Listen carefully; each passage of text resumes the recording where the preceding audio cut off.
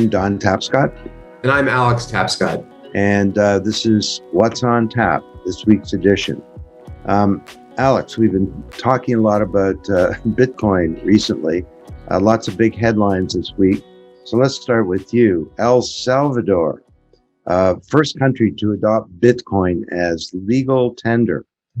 President Nayib Bukele announced over the weekend that they're moving forward with the bill to allow the Bitcoin to be used for all forms of payment in the country, of course, Central American country, including taxes.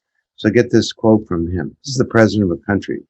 In the short term, this will generate jobs and help provide financial inclusion to thousands of people outside the formal economy. In the medium and long term, we hope that this small decision can help us push humanity at least a tiny bit in the right direction. Whoa, what's going on here? Yeah, well, I think that certainly this is a big watershed for Bitcoin. It's the first time ever that a government has adopted Bitcoin as legal tender, as an official, form of currency. The vote overnight solidified an announcement that Mr. Bukele made at Miami Bitcoin just a week ago.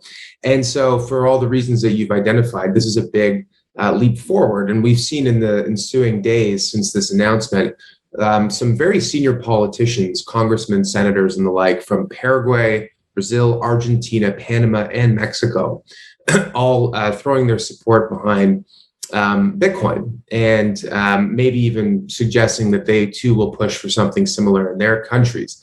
So it is a big deal. The other hand, it's worth pointing out that El Salvador is a tiny country that's very poor, that is known to suffer from corruption, gang violence, and so forth. So I think it's worth mentioning that in the context of this discussion. It doesn't make this any more significant, but of course, like everything, it's complicated. Why is El Salvador doing this? Well, I think that Mr. Bukele has clearly become a believer that Bitcoin offers all sorts of benefits to the citizens of El Salvador. El Salvador ranks among the highest countries in terms of its percentage of GDP, which is remittances. It's around 20.5%, I believe, based on the most recent World Bank data. So you're looking at almost a quarter of the entire economic output of this country is simply just money that people are sending home from places like the U.S. and Mexico to their family that live in El Salvador. As we know, people who send remittances are often underbanked or unbanked. Those who receive them are almost always unbanked in a lot of countries. And so creating easier ways for them to use, spend, and receive a non-bank-based form of money is very, very significant. So I think this is a big deal. The big question mark here will be, does this create a domino effect, or does this spur other countries to action? The countries that I mentioned, countries like Brazil and Mexico, these are huge countries with hundreds of millions of people between them and GDPs in the trillions of dollars combined. So to see any sort of movement from those kinds of countries would really accelerate this trend. So remittances surely is a big one. The global diaspora, people have left their ancestral lands. They send money back home. And why should it cost a Brazilian physician in Toronto 20% or 10 to 20 to send money to her mom in Sao Paulo? And why does it take 4 to 7 days? So Bitcoin could speed that up, I guess. I'm wondering about other applications, though.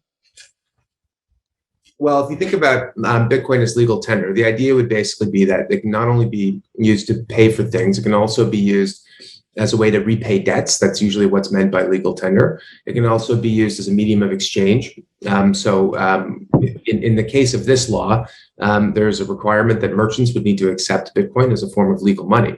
So if you can imagine a scenario where someone doesn't have access to banking, doesn't want to store money, under their mattress and cash, but wants to pay for things, to pay debts, to purchase goods and services, now they have an easier way to do it.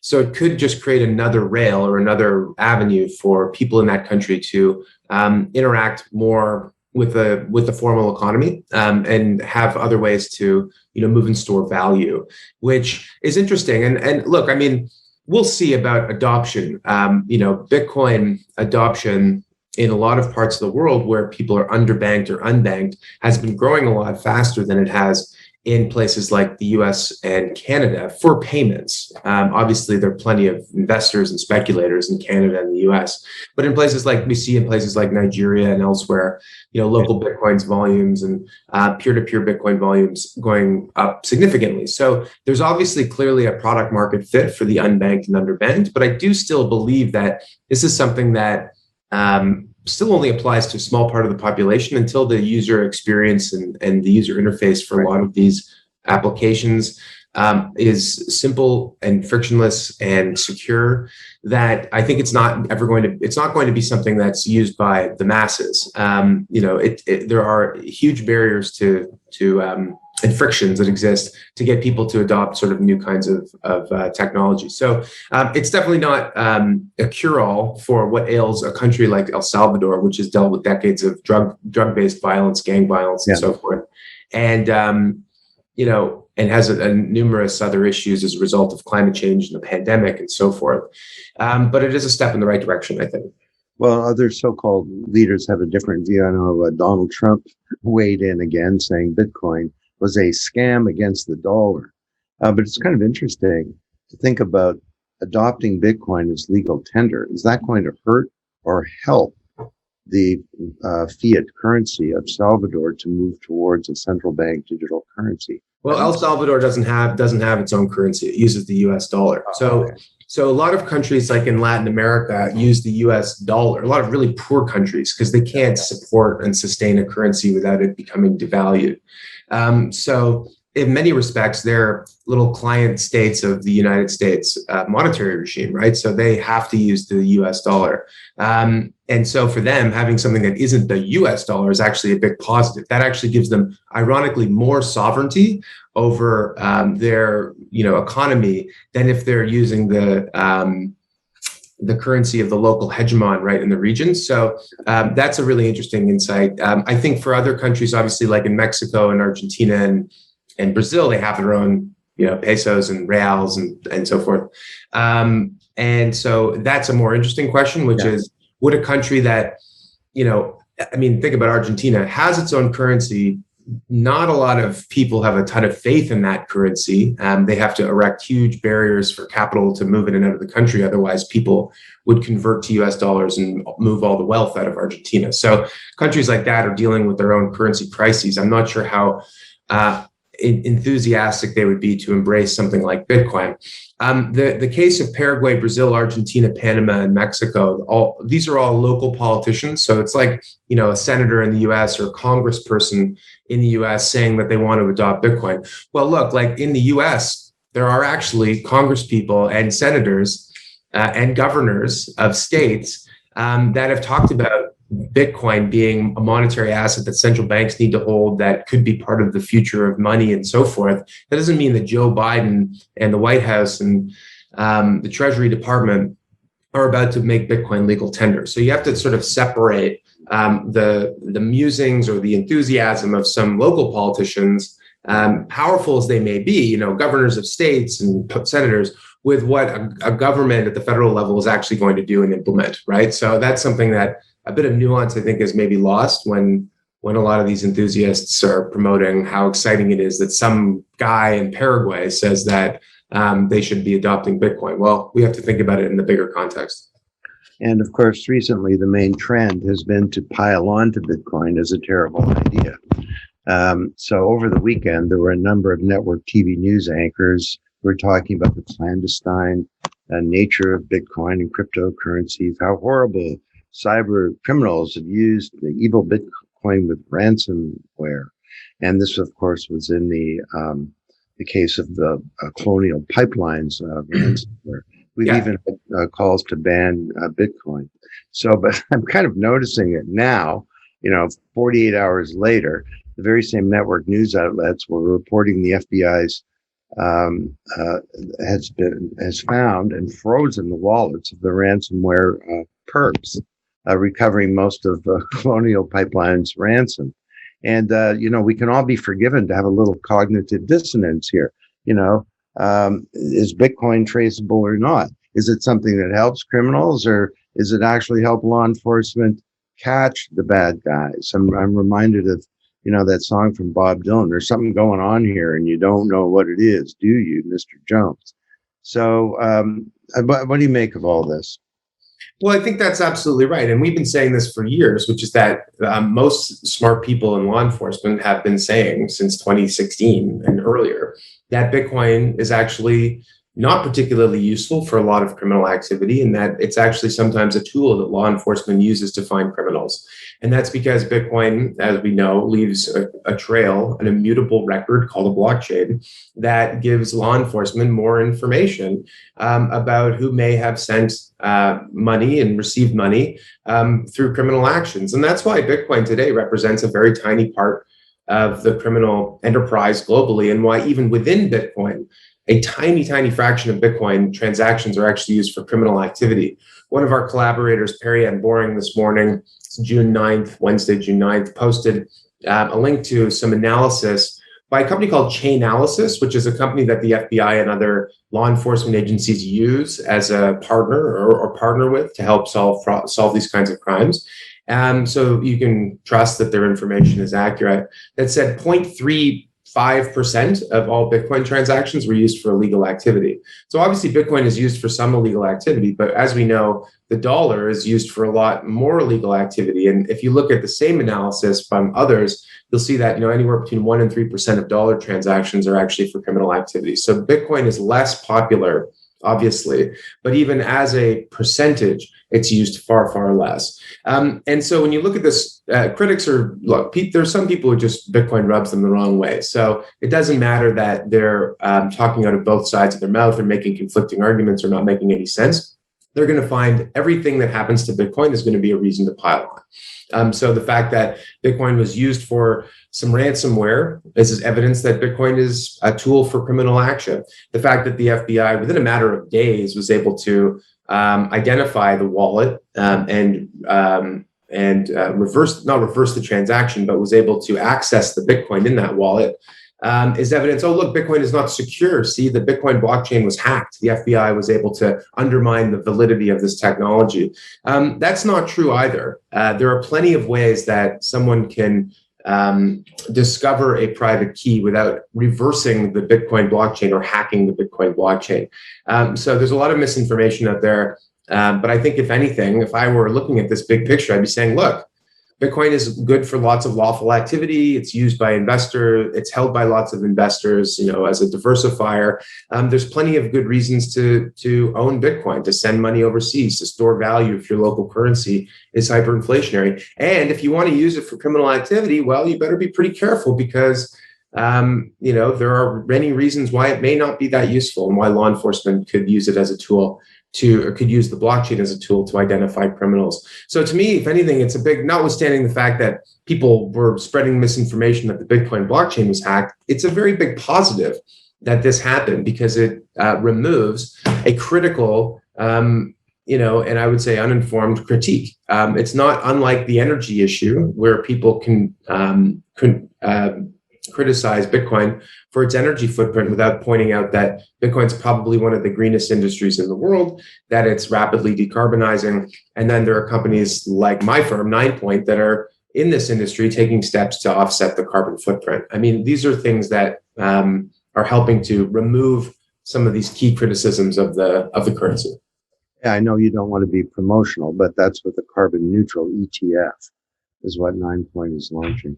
Alex, I wish that every government leader could have heard that explanation you just gave, because I think it's factual, but it's balanced and it's nuanced. And this super negative view, I don't think it just comes from ignorance. I think in some ways it comes from the old problem of paradigms, that when you get a new paradigm, leaders of the old have difficulty embracing the new. I mean, why would Janet Yellen somehow have difficulty thinking that Bitcoin could possibly have any positive role in this society? And this has been throughout history. Leaders of Newtonian physics fought against Einstein's general theory of relativity. Copernicus had a rough time trying to convince the church that the earth was at the center of the universe. Copernicus was exonerated by the popes like 25 years ago. Pope said the world is not flat, it is round. And Copernicus is right. We rotate around the sun.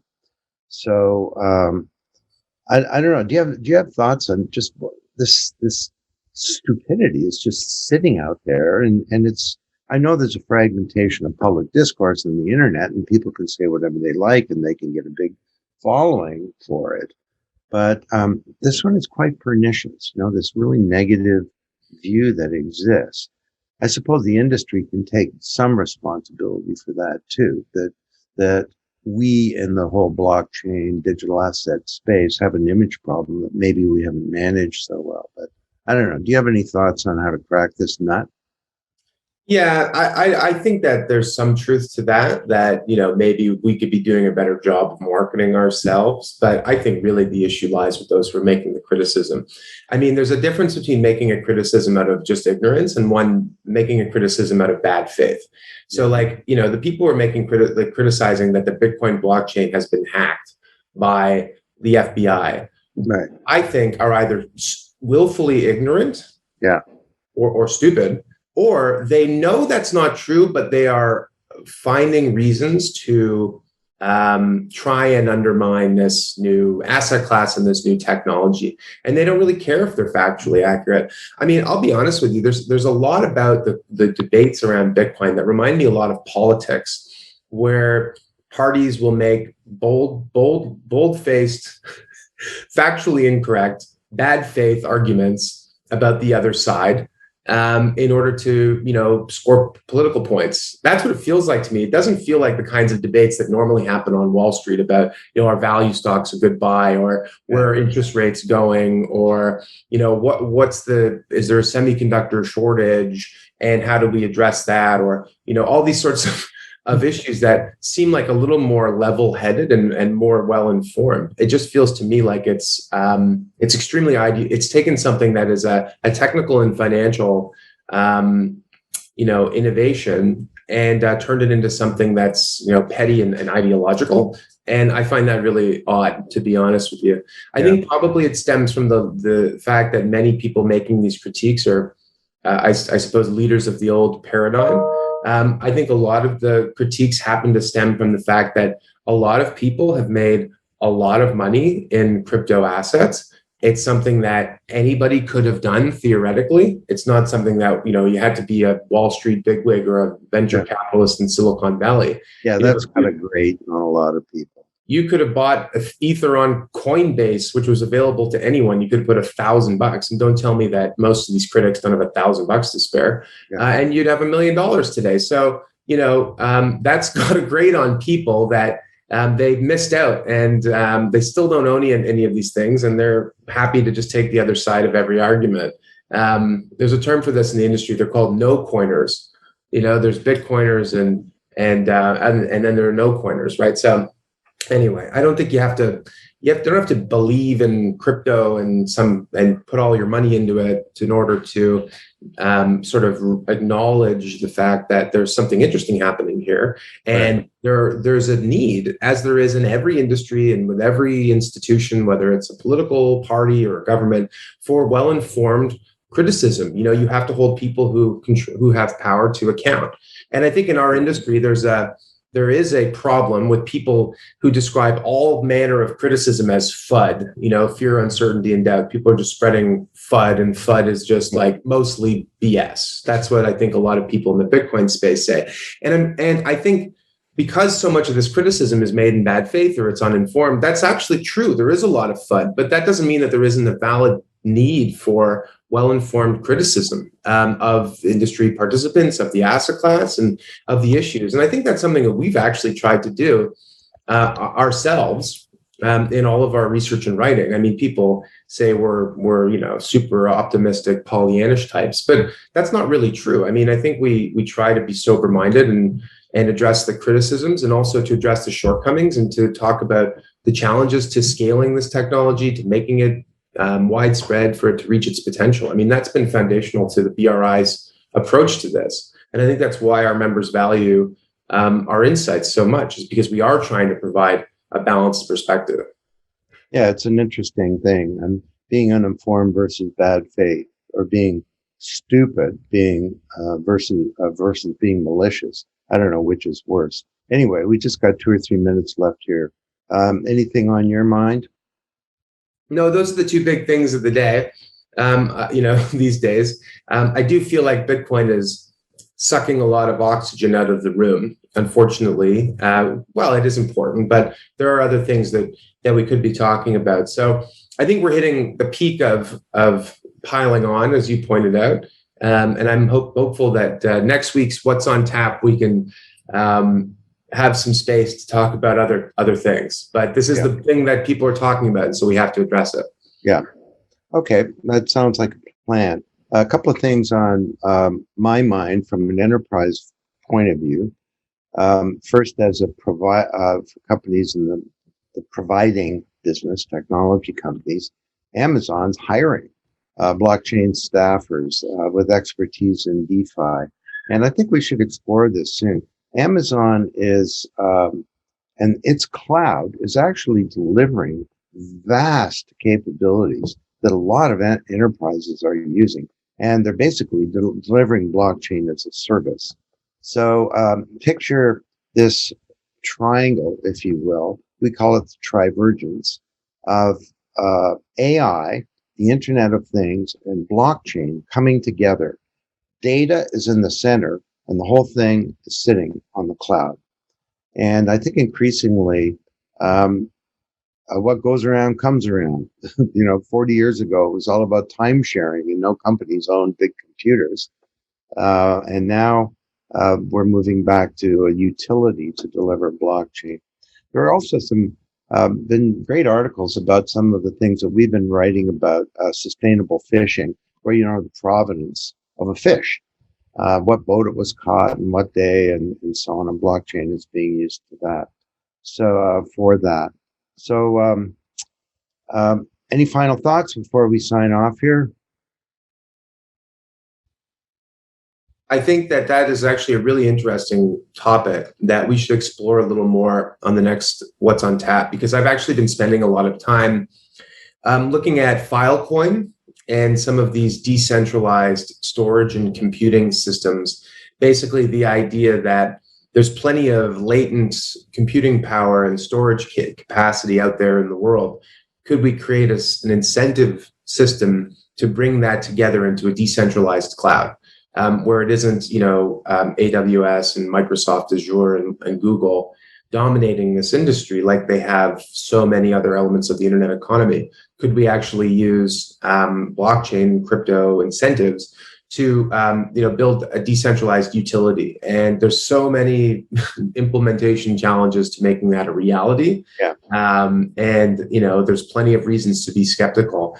But it's interesting to point out that since Filecoin launched commercially last fall, it's actually marshaled 4 exabytes of storage capacity in its network. And to put that into context, Facebook, think about how much data Facebook creates, makes about 1.5 exabytes a year. So 4 exabytes is actually quite a lot, and it's growing rapidly. So it's a really interesting thing to see some of these subjects that we talked about in the book and in ensuing research starting to really, see the rubber hit the road here. So this is all relevant to our enterprise audience. Obviously, we know lots of folks who tune into this are from our members. It's worth thinking about what these other kinds of blockchain-enabled systems can do that could disrupt or potentially be very useful for your business, right? So very interesting development. All right. Well, that's it for this week. What's on Tap? You can get access to a lot of the research that we've done. We've now made it publicly available under a Creative Commons license. and that's at blockchainresearchinstitute.org. Blockchainresearchinstitute.org. See you next week, Alex. Take care. See ya.